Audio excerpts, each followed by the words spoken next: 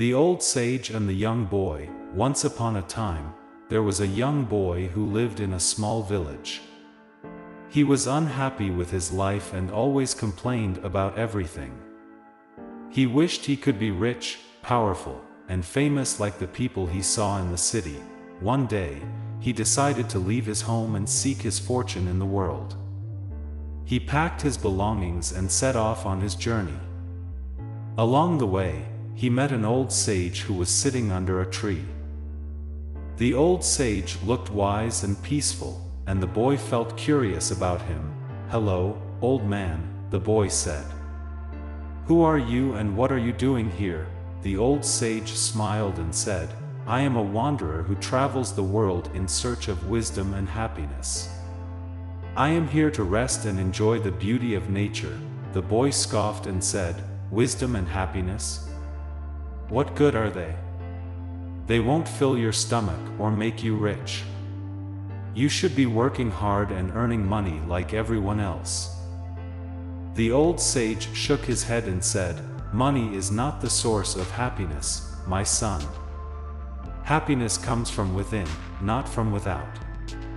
It is a state of mind that you can cultivate regardless of your circumstances." The boy was puzzled and said, "How can you be happy when you have nothing? Don't you want more out of life?" The old sage said, "I have everything I need, my son. I have food, water, shelter, clothes, and health. I have friends, family, and nature. I have knowledge, wisdom, and peace. I have gratitude, compassion, and love. What more could I ask for?" the boy said. "But don't you get bored or lonely or sad sometimes?" The old sage said, "Of course I do, my son. I am human after all. But I don't let these feelings overwhelm me or define me. I accept them as part of life and learn from them. I also remember that everything is impermanent and that this too shall pass." The boy said, "But how do you cope with the hardships and challenges of life? How do you deal with the pain and suffering of others?" The old sage said, "I cope with them by being mindful and aware of the present moment. I don't dwell on the past or worry about the future. I focus on what I can control and let go of what I can't. I also try to help others whenever I can and share my joy with them."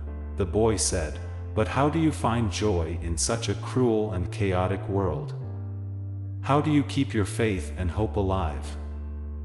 The old sage said, "I find joy in the simple things in life, my son.